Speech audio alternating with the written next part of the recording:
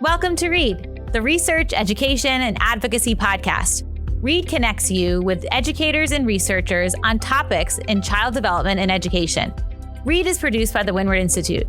I'm your host, Danielle Gomez, and apparently every time I say the introduction, it's always a little different, but so that was a little creative twist to the introduction to the READ podcast.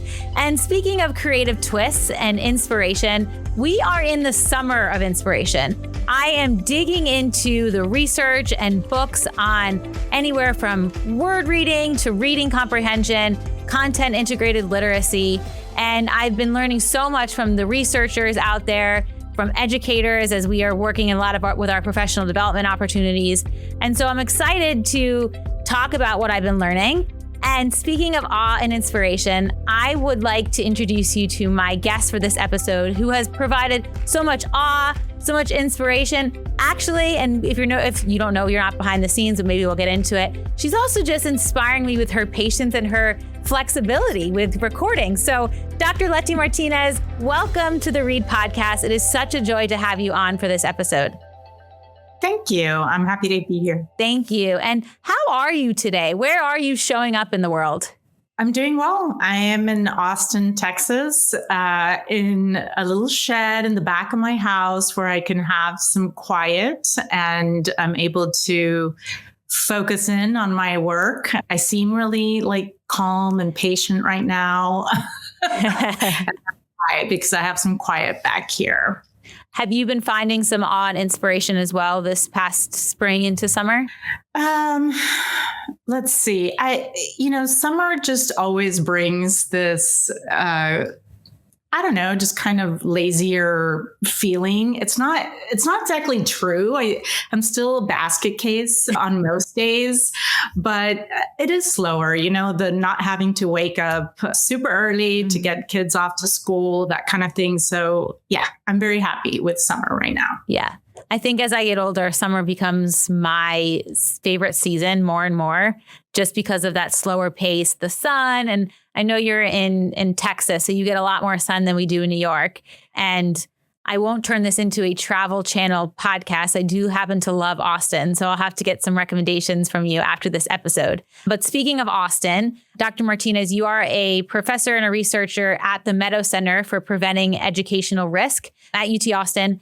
I will highlight some aspects of your bio before we dive into the conversation. But for those READ listeners that are interested in learning more about Dr. Martinez, you can read her full bio as well as resources that she'll provide for us and episode bookmarks at readpodcast.org. So just a few highlights and then we'll dig into the conversation. So Dr. Martinez's research focus is in adolescent literacy interventions with the focus on text comprehension. And a lot of our readers know how excited I get when I learn more about text comprehension. And I know that you also do a lot of work with instructional practices and interventions for adolescent English learners. You're the director of Language and Learning Institute at the Meadow Center for Preventing Educational Risk. And then you earn your PhD in curriculum and instruction in language and literacy studies from UT Austin. So much to dive into. So much that I think we're going to learn in this episode. In your own words, I'd like to know more about your story. Tell us more about your professional background and how you got to where you are today in studying the research areas that you're studying. Sure. I am a former teacher. I taught kindergarten for a couple of years and I made my way to middle school where I taught English language arts for several years before I attended graduate school. I initially did not train to be a teacher. I have a background in English literature and history. And when I graduated from college, it hit us all, maybe, including my parents, very hard, that I needed a job and that maybe I was not well prepared or trained to do anything in particular. So I made my way back home, and I am from the borderlands of Texas and Mexico. And that is where I grew up, but also where I grew as a teacher. Even though I did not initially study education, I think if I'm being reflexive or introspective, I think that there was always this possibility for me that I would be a teacher. My first job in high school, I was a dance instructor to preschoolers, and I come from a family of educators. My mother was a teacher. I have several aunts that were in education, an uncle who's a teacher. So that space was just always very familiar to me. And even like one of my first like sensory memories is of I attended a preschool across the street from where my mother taught. And sometimes my father would pick me up at the preschool and take me to visit my mother across the street. And I remember like walking through an aisle of, in between desks, and her students like petting me on the head and like awing. Presumably I was cute. I don't know.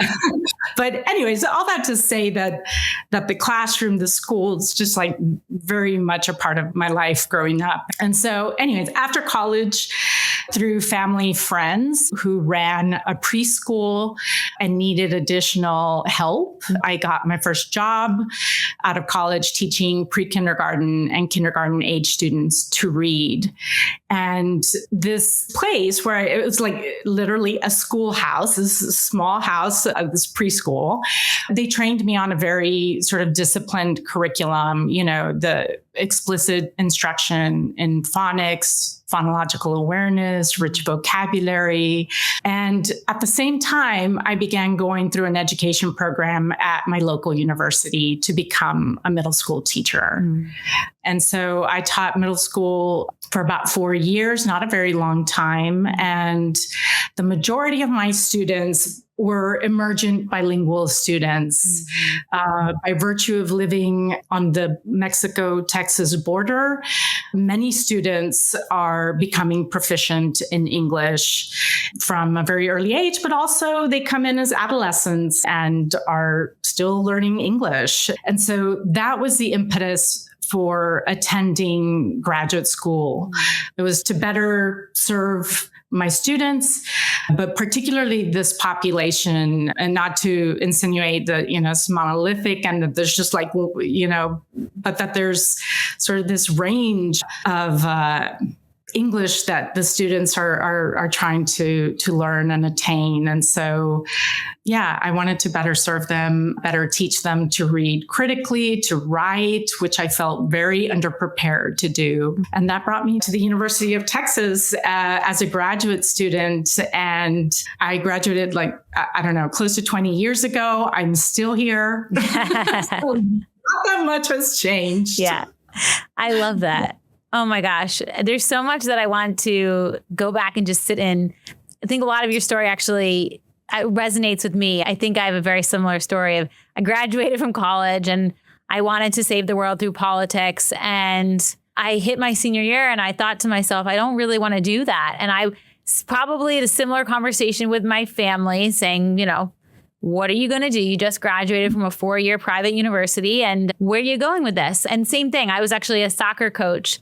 And I remember my greatest joy was tying the cleats of, 5-year-olds as they went to go touch a soccer ball for the first time. And I can imagine, I don't know what kind of dance you did, but and some inevitably, there's different types of dance shoes and things like that. So I think it just serves as that symbol of just so much joy of working with kids. I didn't go into kindergarten. I think in our pre-read episode discussion, I said I wouldn't have the patience for kindergartners. I do love them. I sometimes sing Taylor Swift with our first graders at Windward Manhattan campus, but I went straight into adolescents. But what I think I really like about your story too is not only this intersection of purpose, but you see this curiosity, right? There's this story of working with your students on the Mexico border. You have a number of emergent bilingual students, and they were all adolescent students as well.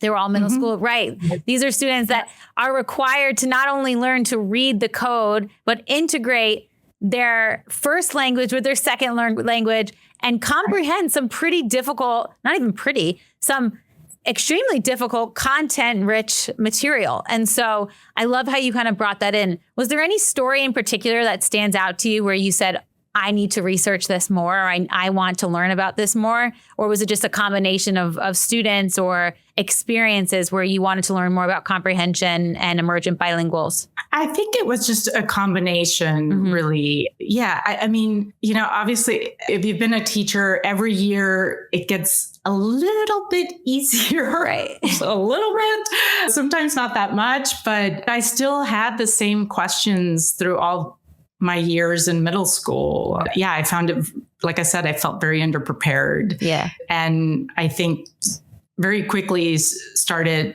thinking that I need help. I need to go back to school. But I knew that I needed more experience. And I think I didn't know I needed to give myself some time to figure some of it out by myself and then go back to school. Yeah. Well, we appreciate all of the work that you have put out into the world and impact the education community. And so I think that leads us naturally to this understanding of comprehension. I, invite you to think back to when you were a teacher to now and maybe what you've learned so much. But as a researcher, how do you define comprehension? We'll just start with that. Okay. Weighted question. Wow. Yeah. Wow. Okay. We're going there. I think comprehension is maybe I'll start with what it's not. It's not only word meaning and what a text may be explicitly stating. It's a more complete understanding of text and the world by being able to kind of pull knowledge from our experiences, from our memory bank, and applying it to what one is reading. Yeah. It's also making inferences and stitching up information from within a text and across texts and experiences. I like how you brought the experience piece too. I think when I even draw on frameworks like the RAND, for example, that brings in that text, the reader, the context, and that interplay, it's not as easy, right, to define. And I almost feel like I put you on the spot there because ask any researcher, even any educator, what is comprehension? And I think that there are a lot of things that really are interplay in it. And I like how you brought about that relationship.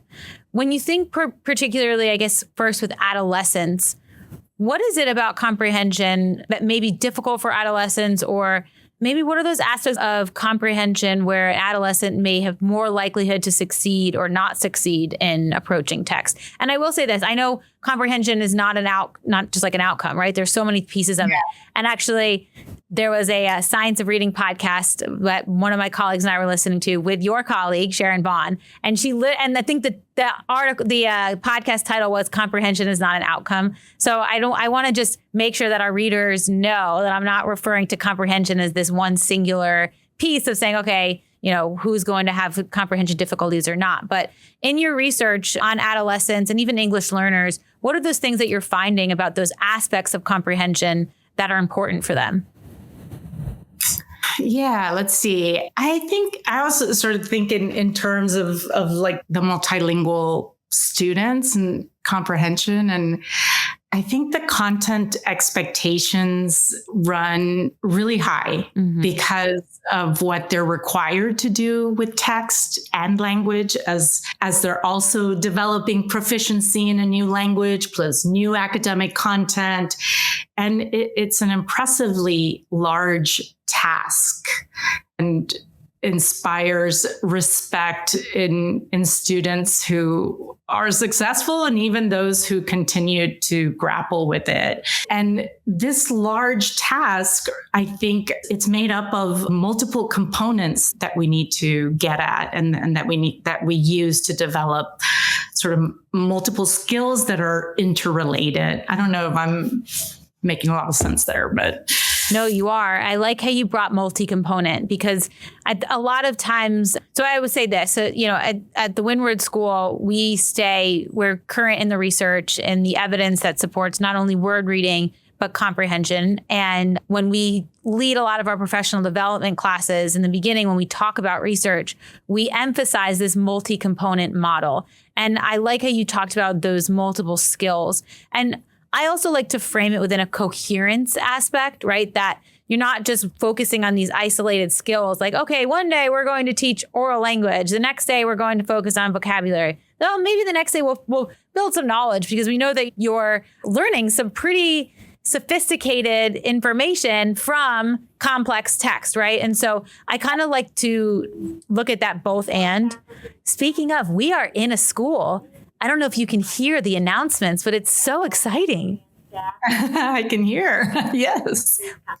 What a way to ground ourselves in learning, right? Is that, you can hear the announcements from the front of faculty and staff. Maybe, you know what it is? It's field day and there's ice cream outside. So I could have shown up with my ice cream cone, but I thought that might have been bad play. Maybe I had like chocolate ice cream on my dress. But so what I was saying about multi-component and coherence, right? That there's this both and, that you have to obviously think about the range of skills that students are learning and somehow be able to connect them in the classroom. And I think it's a really interesting, somewhat complex, difficult way to approach it in the classroom. So when you talk about multi-component and maybe even coherence, I'm not sure if that resonates with you, how would you operationalize that in a classroom across content areas? So let me see. I think in the classroom, it appears sort of more seamless. But when we are training and coaching teachers to implement these multi-component instructional approaches, we certainly, clearly define each component of the instructional approach that we've developed. And much like teachers do, we model the components, we share the research behind the practices, we co-teach with them, we support them in the implementation. But we also show them how the individual components are interconnected and rely on each other to bolster learning. I think that when it gets to the classroom, it's much more coherent or seamless, I guess, I think is the word I'm looking for. It's more sort of this package, and each piece is mutually supportive of each other. And that's not to say that it's easy.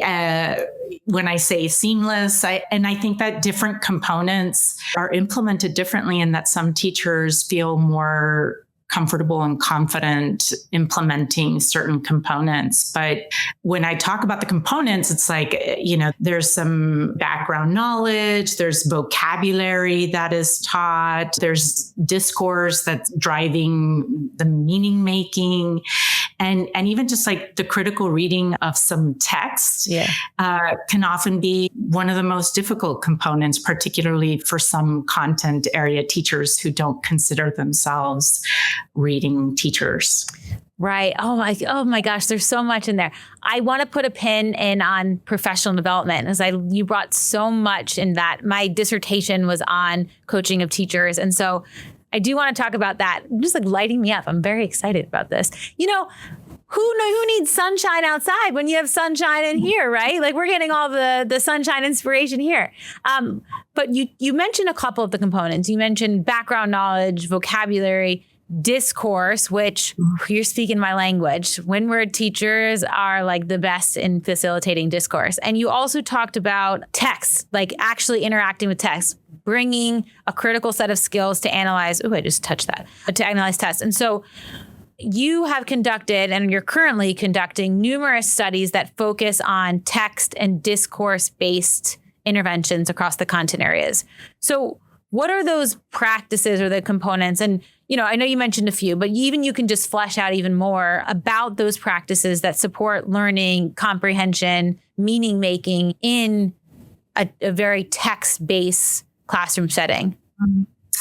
Yeah, I think that the current wave of content standards, in order to prepare our students to be college and career ready, it requires that we be much more intentional about how we engage our students in the disciplinary activities, so that we're giving students many structured, at first, right, opportunities to engage with text and discuss text and analyze it and summarize it and, et cetera. Students need to be a big part of their learning. And in designing these opportunities, the students should be central to their learning to that meaning making, that we provide these affordances for them to express themselves orally and in writing. That's a big part of the instructional approaches that we develop, that they're giving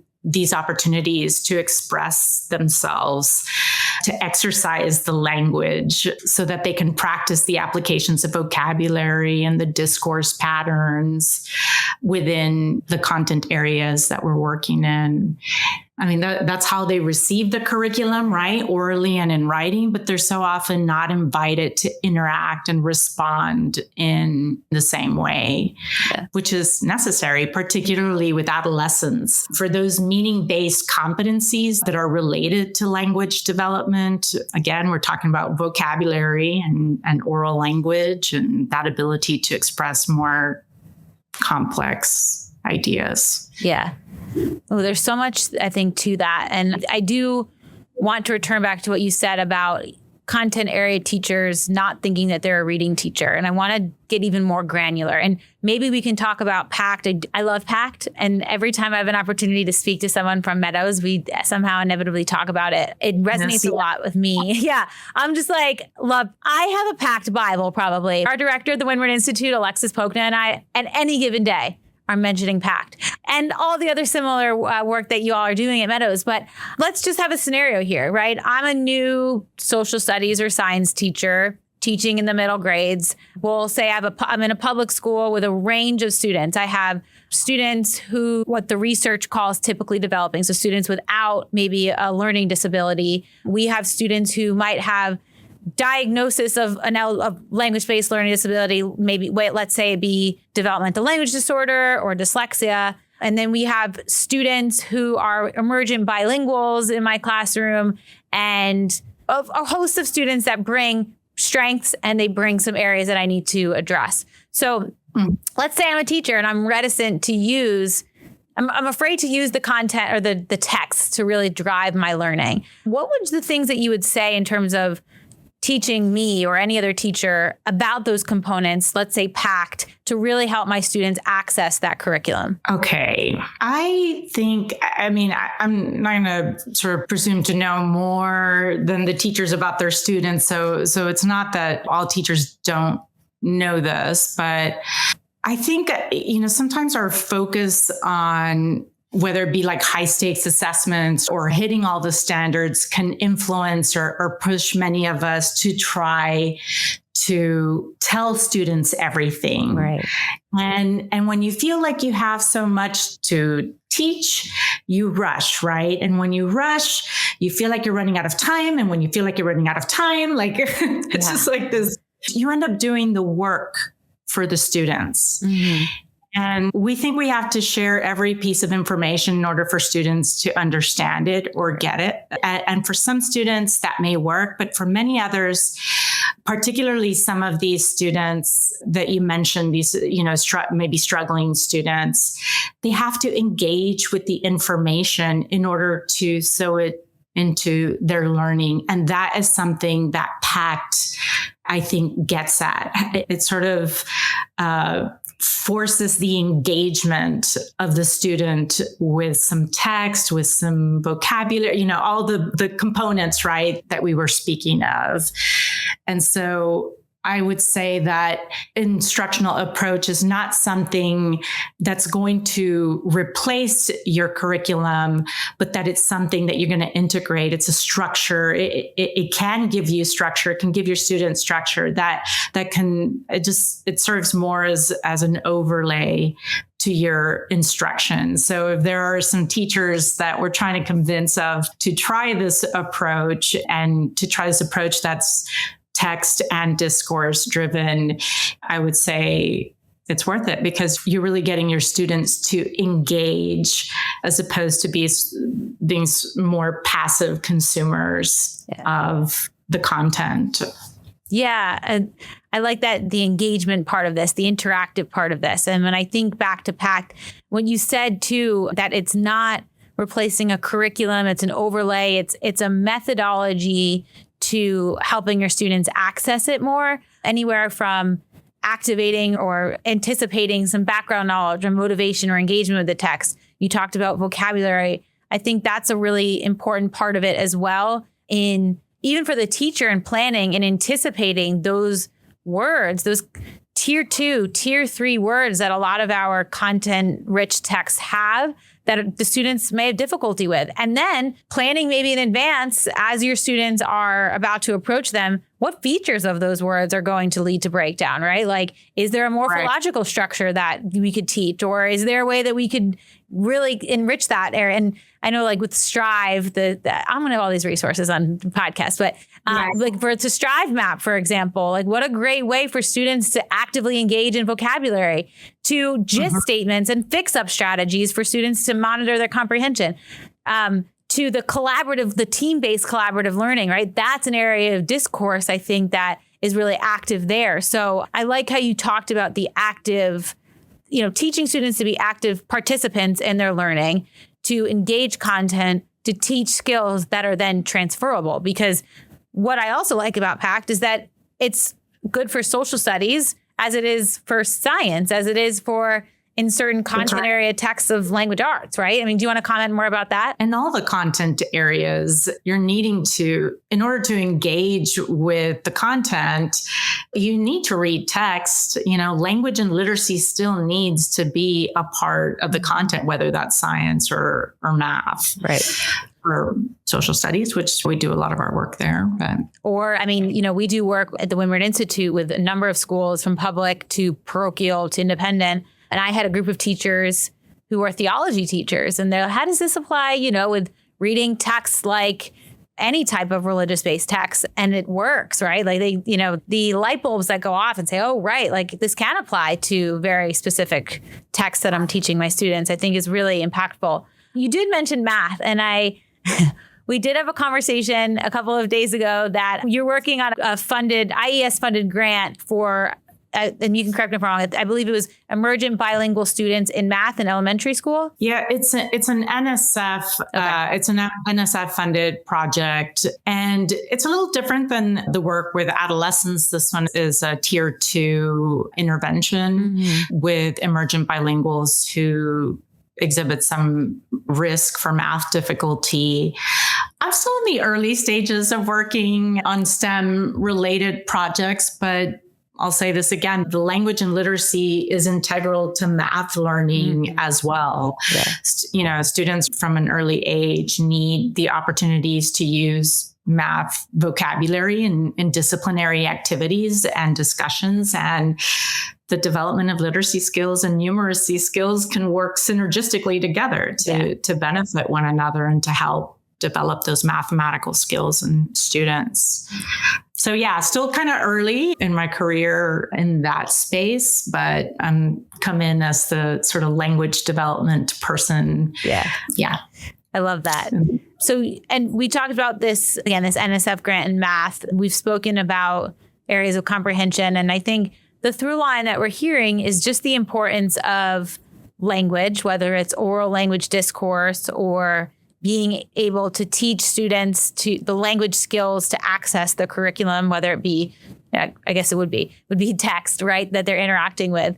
And so I think that brings me just to kind of flesh out a little bit more on emergent bilingual students. We had Dr. Elsa Cardenas-Hagen on the podcast, who spoke a lot about this element of structured biliteracy.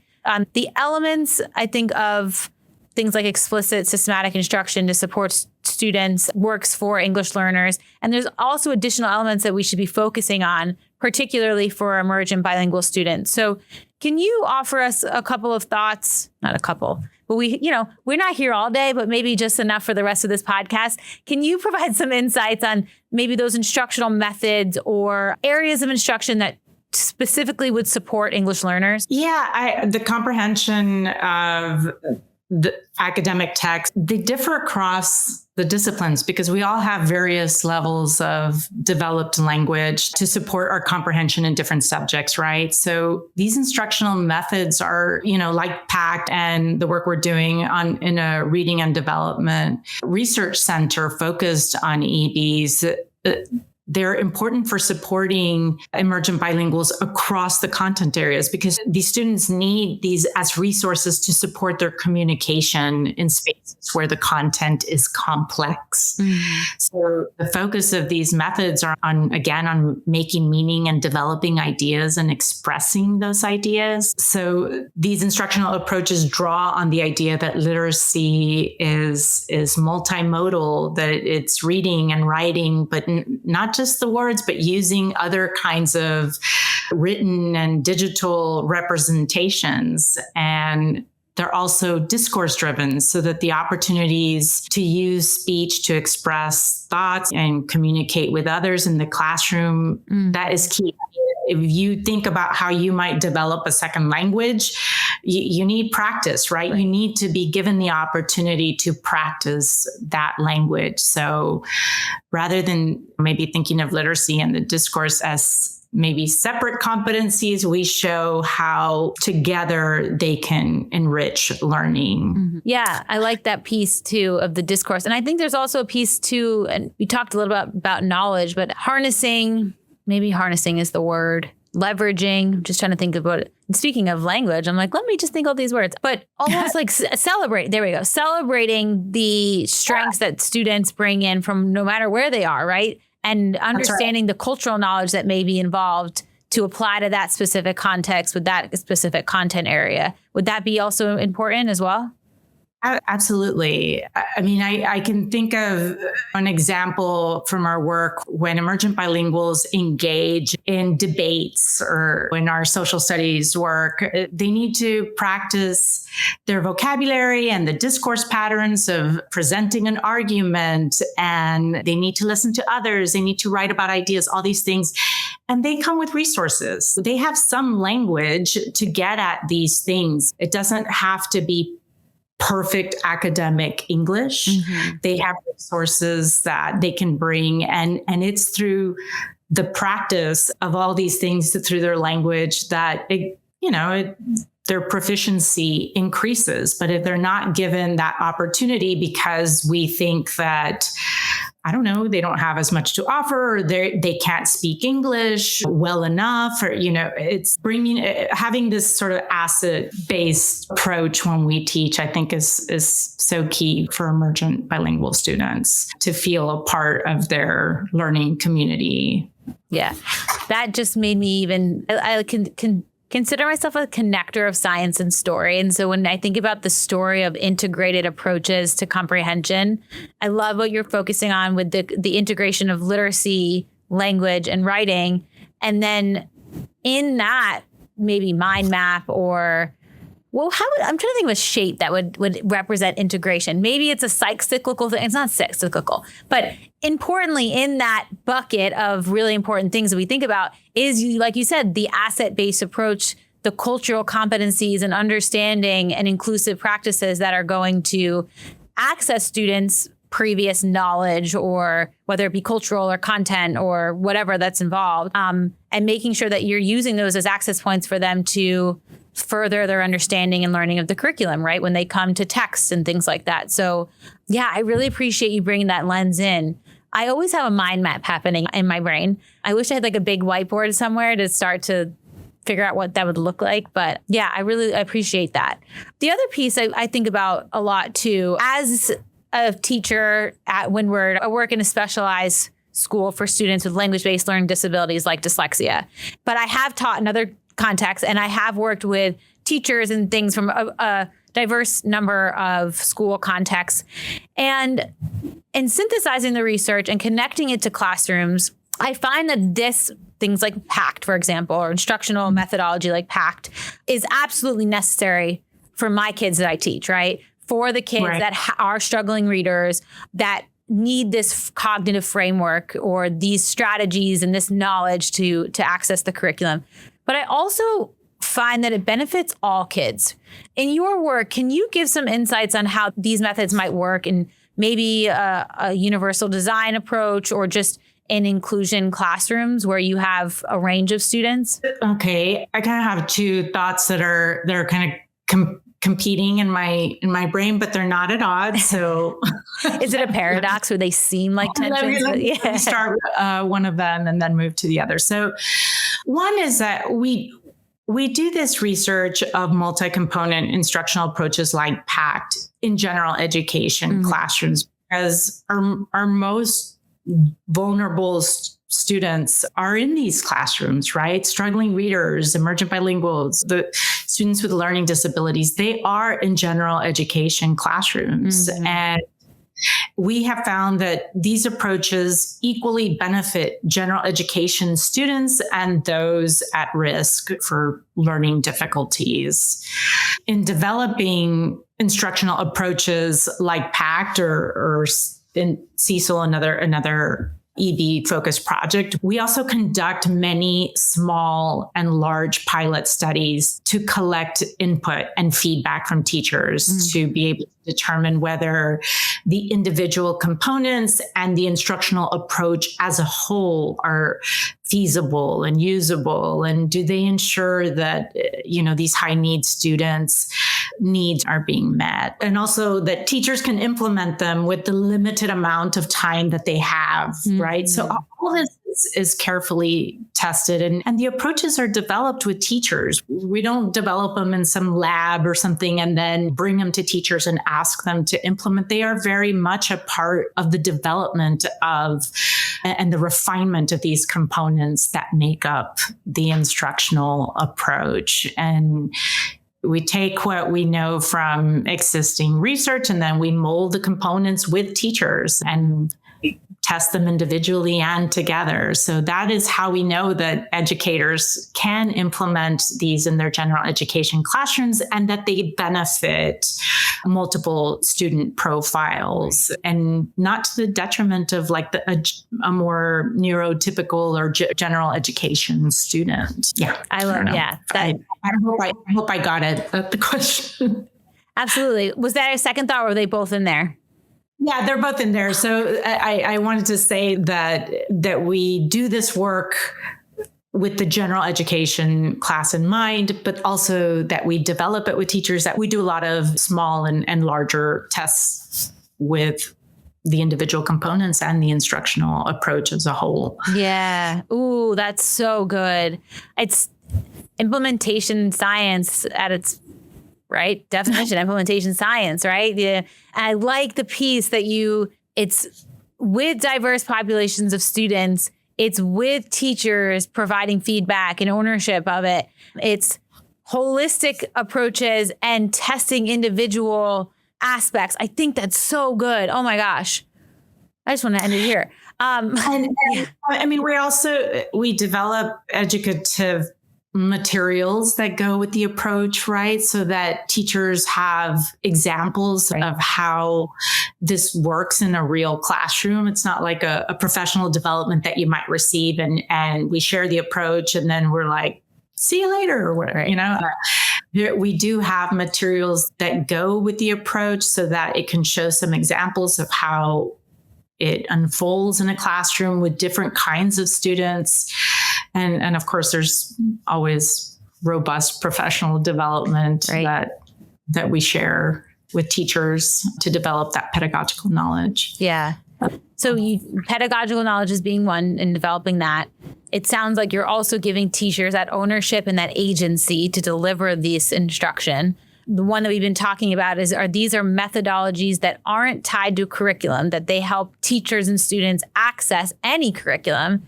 And the fourth piece was, knowledge, agency, and professional development and learning. And it seems like you talked about co-teaching. So in the last part of this episode, can you provide any additional insights on what you've learned about effective professional development on really helping teachers take ownership and be ultimately their best selves in their classroom? Let me see. I don't know if this will be controversial or not, but I don't think you can go wrong with putting emergent bilinguals at the center of a professional development. Mm-hmm. And this is not about like watering down anything. It's coming from a place that all students are becoming proficient at the disciplinary language, and that there are multiple ways to develop it within your discipline. We're all language learners. All your students are language learners. And so I think I find like that approach can benefit. I know it's a mind change, right? That most people don't think of themselves necessarily as teachers of language learners. But I think putting that at the center of a professional development can be beneficial, right? Not just for the students, but for the teachers. There's just a cascade of effects that occur when we don't provide sort of that supplemental instructional supports for students to comprehend what they read. I have so many thoughts, but that would lead us to another episode probably. So I will just leave this with Dr. Martinez. You left me in this episode in awe.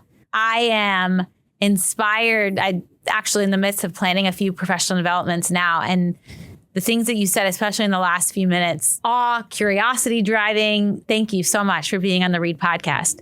But I have to say one thing though. Is there anything else that you'd like to share before we close up the interview? Anything about your hopes for your research or anything you'd like to share with our listeners before we end? Let me see. I will forever be an advocate for emergent bilinguals, positive schooling experiences, because I think for too many of these students, it's often a time that represents a struggle to affirm themselves as literacy learners and culturally and linguistically diverse people. So I have hopes that we continue. There's just limited research in this space, and that I'm just hopeful that we continue to kind of press hard into instructional approaches and that give emergent bilinguals access to grade level content. We're in the midst right now of working with a group of districts and teachers who are just great collaborators and have seen the benefits of some of these approaches. And they want to build their own pedagogical thinking for teaching students with varying English proficiency. And they want to develop more lessons with additional content that they teach. And that inspires just like great pride and motivation to continue exploring how we develop a model of sustainability that supports these students. Thank you so much for offering your insights, your expertise, Dr. Martinez. This has been such a fun episode for me. Thank you. Thank you so much for having me. Thank you. And thank you all for tuning in, whether on YouTube or on any podcast platform or the Read Podcast website, for learning along with me, for joining me and Dr. Martinez in this summer of awe and curiosity. You can learn more from this episode, including Dr. Martinez's resources, her research, my Read bookmarks from this episode, and access truly all of our episodes by visiting readpodcast.org or by visiting the Windward Institute's website, thewindwardschool.org/WI. There you could also engage further in learning. I mean, this is the summer of learning, and check out all of our professional development offerings, our future offerings for the fall, as well as our fall community lecture. I mean, there's so many resources up there, so I invite you to check it out. If you have any ideas and topics of other speakers and researchers that inspire you, feel free to email me at info@readpodcast.org. You can also follow along and engage with us on social media, including X/Twitter. I don't think I'll ever get over the Twitter to X, but X, Facebook, Instagram, LinkedIn, all the things. So we are connected to you, learning along with you. And I just want to thank you all for tuning into this episode. Dr. Martinez, at the end of each episode, I've asked the expert guest to give our official send-off, which is until next time, readers. So will you honor us by saying our official send-off until next time, readers? Until next time, readers.